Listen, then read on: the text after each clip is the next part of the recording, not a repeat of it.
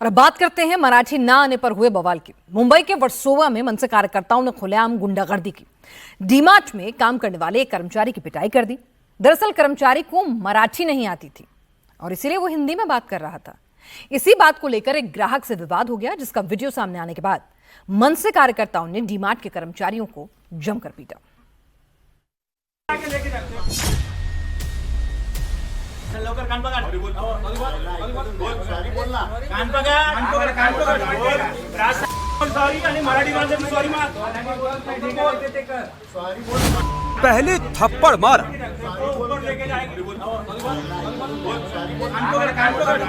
फिर कान पकड़वा कर उठक बैठक कराया। कान पकड़कर खड़े सफेद और हरी शर्ट पहने ये दोनों डीमार्ट में काम करने वाले स्टाफ हैं। जो भीड़ इन्हें घेरे खड़ी है, जो लोग इन पर थप्पड़ बरसा रहे हैं, वो राज ठाकरे की एमएनएस के कार्यकर्ता हैं। कान पकड़ कान पकड़ के सॉरी ऊपर कान पकड़ ऊपर जाके लेके जाते। एमएनएस कार्यकर्ता डीमार्ट कर्मचारी को सिर्फ इसलिए पीट रहे हैं क्योंकि इसका कसूर बस इतना है कि इसने हिंदी में बात की। हिंदी आता तुमको? हिंदी नहीं तो फिर मुझे क्या तकलीफ है? तकलीफ क्या है मतलब? क्या दिक्कत है? दिक्कत क्या है मतलब? जहां विवाद हो रहा है ये मुंबई के वर्सोवा इलाके में स्थित डीमार्ट स्टोर है, लेकिन यहाँ विवाद सामान खरीदने को लेकर नहीं बल्कि मराठी वर्सेस हिंदी को लेकर हो रहा है। एटीट्यूड से बात नहीं कर रहा हूँ मैं एटीट्यूड से बात नहीं कर रहा हूँ। क्या बता दो? पहले मराठी बोलता है, फिर हिंदी बोलता है। पता है क्या मैं कौन है? कौन है पता है? मैं मनसे का अध्यक्ष है, मैं नवी मुंबई का। डीमार्ट कर्मचारी से बहस करने वाला शख्स खुद को मनसे नवी मुंबई का अध्यक्ष बताता है और हिंदी बोलने वाले डीमार्ट स्टाफ को देख लेने की बात कहता है। इसके बाद दर्जनों मनसे कार्यकर्ता डीमार्ट पहुंच जाते हैं और फिर जो होता है तस्वीरें आपके सामने है।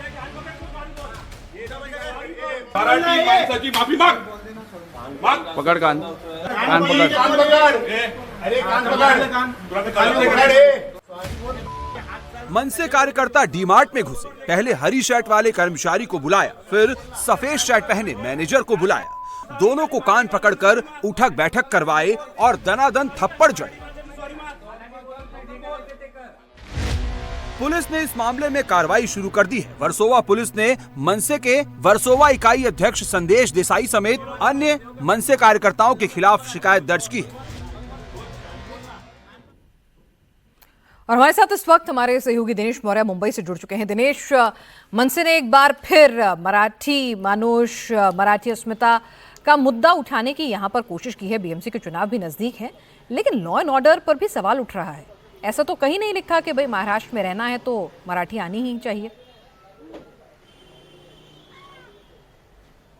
जी बिल्कुल सही कहा आपने। दरअसल एमएनएस का ये कहना है कि जिस तरह से जब भी ऐसे घटनाएं सामने आती है तो उनका पहले प्रयास होता है कि सामने वाले व्यक्ति को समझाया जाए, उसे मराठी सीखने के लिए प्रेरित किया जाए। लेकिन पिछले कुछ समय से लगातार ऐसे मामले सामने आ रहे जहां पर मनसे के कार्यकर्ता ऐसे कोई भी वीडियो जब वायरल होता है तब वहां पहुंचते और सामने वाले व्यक्ति जिसे मराठी नहीं आती है उसकी जमकर पिटाई करते, धुलाई करते और कहते हैं कि अगर महाराष्ट्र में आपको रहना है तो आपको मराठी आनी ही चाहिए। तो एक जबरदस्ती करने का प्रयास एमएनएस की तरफ से किया जा रहा है। इसमें कोई दो राय नहीं कि आप जहां पर रहते हैं, काम करते हैं, वहां की लोकल भाषा सीखने का आपको प्रयास करना चाहिए ताकि आपको काम करने में आसानी हो। लेकिन चूंकि एमएनएस जो है महाराष्ट्र की सियासत में उनका स्तर लगातार गिरता जा रहा है, पिछले चुनाव में भी उन्हें करारी हार का सामना करना पड़ा है और अब चूंकि बीएमसी चुनाव करीब है, फिर एक बार एमएनएस अपने आप को खड़ा करने का प्रयास कर ले, इसलिए एमएनएस राज ठाकरे की तरफ से फिर उसी मुद्दे को टच करने का कोशिश हो रही है जिसके सहारे उन्होंने 2008 में अपने दिनेश, देश की आर्थिक राजधानी है मुंबई और महाराष्ट्र में देश भर से दुनिया के भी लोग आते हैं। तो ऐसे में इस तरह की आइडियोलॉजी के साथ